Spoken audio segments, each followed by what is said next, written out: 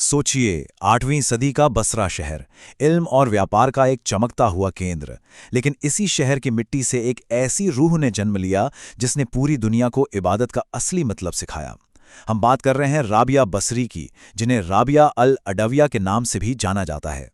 Islamic आध्यात्मिकता और सूफीवाद में ये एक ऐसा नाम है जिनका ईश्वरीय प्रेम यानी इश्क हकीकी दुनिया की हर मोहमाया से बहुत आगे निकल गया। तो चलिए इस सफ़र में उनके जीवन के पन्नों को पलटते हैं और गहराई से समझते हैं कि कैसे उन्होंने आध्यात्मिकता के मायने ही बदल दिए। सूफी रिवायतों में एक बेहद मशहूर और हैरान कर देने वाला वाकया मिलता है। जरा तसव्वुर कीजिए, राबिया बसरी बसरा की गलियों में तेज कदमों से भाग रही हैं। उनके एक हाथ में धधकती हुई मशाल है और दूसरे में पानी की बाल्टी। लोग हैरान। जब किसी ने अचरज में इस पागलपन की वजह पूछी तो उनका जवाब बिल्कुल रोंगटे खड़े कर देने वाला था। उन्होंने कहा, मैं जन्नत को जलाना चाहती हूं और जहन्नुम की आग बुझाना चाहती हूं। आखिर क्यों? क्योंकि वो इस बात के सख्त खिलाफ थीं कि लोग खुदा की इबादत जन्नत के लालच या जहन्नुम के डर से करें। वो चाहती थीं कि इबादत सिर्फ और सिर्फ शुद्ध प्रेम के लिए हो। अध्याय 1, बसरा की बेटी राबिया। तो ये सब शुरू कैसे हुआ? 1717 ईस्वी के आसपास इराक के इस बसरा शहर में उनका जन्म हुआ। अब बसरा उस वक्त व्यापार का एक सुनहरा केंद्र बन रहा था, लेकिन इसके बिल्कुल उलट राबिया का परिवार अत्यधिक गरीबी में जी रहा था। उनका नाम राबिया इसलिए रखा गया क्योंकि वो अपने माता पिता की चौथी बेटी थी। लेकिन जिंदगी का पहला बड़ा इम्तिहान एक खौफनाक अकाल के रूप में आया। इस अकाल ने सब कुछ छीन लिया। उनके माता पिता नहीं रहे, बहनें बिछड़ गईं। अनाथ हो चुकी राबिया को पकड़ लिया गया और सूफी रिवायतों के मुताबिक उन्हें बाजार में महज 6 दिरहम, जी हाँ, सिर्फ 6 दिरहम जैसी मामूली रकम में गुलामी के लिए बेच दिया गया। ये अकाल और गरीबी सिर्फ एक ऐतिहासिक घटना नहीं है, बल्कि ये उनकी आध्यात्मिक यात्रा का सबसे कड़ा इम्तिहान था। अध्याय 2, गुलामी से रूहानी आज़ादी। इतने भारी दुखों और गुलामी के अंधेरे में भी उन्होंने कभी अपना धैर्य नहीं खोया।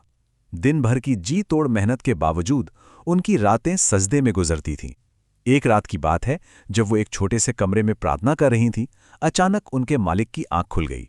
उसने देखा कि राबिया निहायत ही आजीजी से कह रही हैं, हे मेरे रब, तू जानता है कि मेरे दिल की तड़प तेरी सेवा में है, लेकिन तूने मुझे किसी और का महकूम बना रखा है, इसलिए मैं विवश हूं।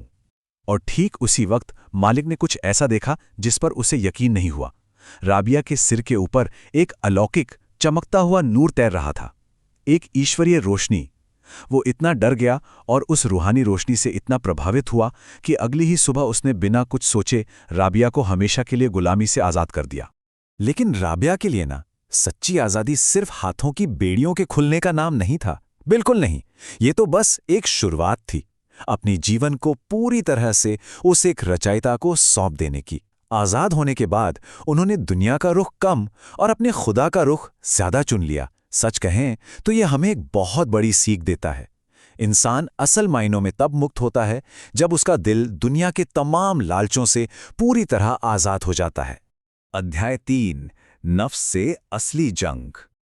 आज़ाद होने के बाद उन्होंने रेगिस्तान का रुख किया। एकदम खामोशी, एकांत और त्याग का जीवन। खुद को शुद्ध करने का यह सफ़र था।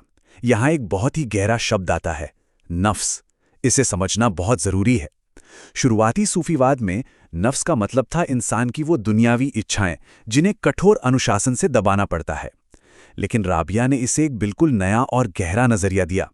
उन्होंने कहा कि नफ्स सिर्फ दुनियावी भूख नहीं है, इबादत के अंदर छिपा हुआ स्वार्थ भी नफ्सी है।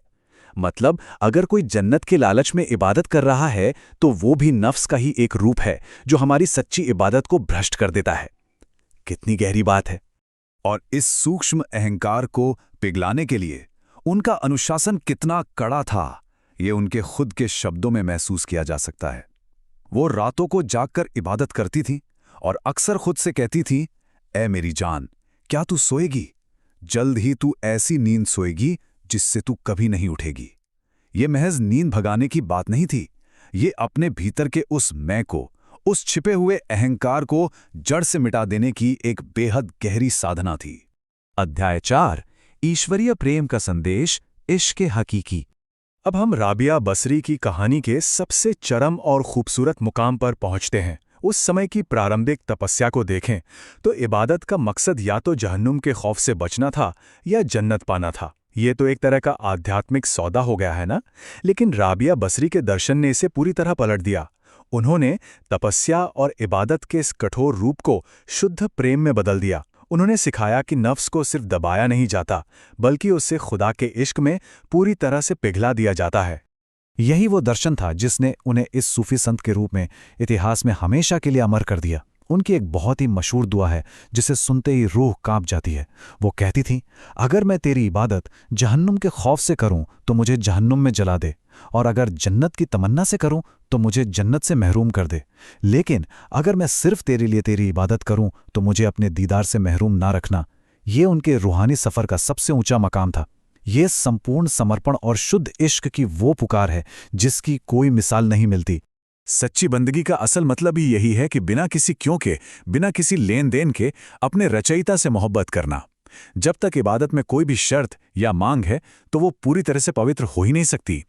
राबिया के पूरे जीवन का यही सबसे बड़ा संदेश था कि अल्लाह तक पहुंचने का सबसे पाक और सीधा रास्ता खौफ से नहीं बल्कि पूरी तरह से मोहब्बत से होकर गुजरता है। अध्याय 5 सूफीवाद की अमर पहचान। राबिया बसरी के इस प्रेम आधारित दर्शन ने शुरुआती सूफीवाद की पूरी दिशा ही बदल दी। उन्होंने एक ऐसी नींव रखी जहां खुदा के साथ रिश्ता किसी सौदेबाजी का नहीं था, बल्कि एक बेहद गहरे और आत्मीय प्रेम का बन गया। उन्होंने तपस्या के अनुशासन को फिर से परिभाषित किया और उसे प्रेम का दरवाज़ा बनाया। उन्हें महब्बा यानी निस्वार्थ और शुद्ध प्रेम के सिद्धांत की वास्तुकार माना जाता है।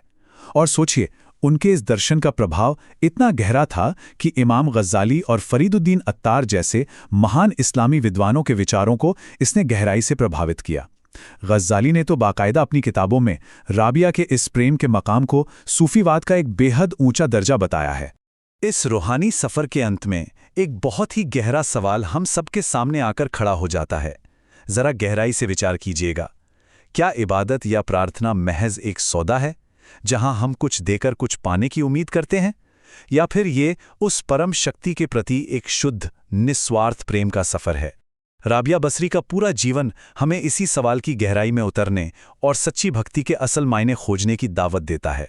यह उम्मीद है कि राबिया बसरी के जीवन और उनके इश्क हकीकी के दर्शन पर आधारित यह विश्लेषण हर किसी के लिए बेहद प्रेरणादायक रहा होगा। पवित्र इतिहास और इस्लामिक आध्यात्मिकता की ऐसी ही गहरी और रूहानी कथाओं को समझने के लिए कृपया सेक्रेड वेंटेज ब्लिस हिंदी को लाइक, शेयर, कमेंट और सब्सक्राइब करें। जब तक हम अगली बार मिलते हैं, तब तक सत्य और निस्वार्थ प्रेम की यह खोज यूं ही जारी रहे।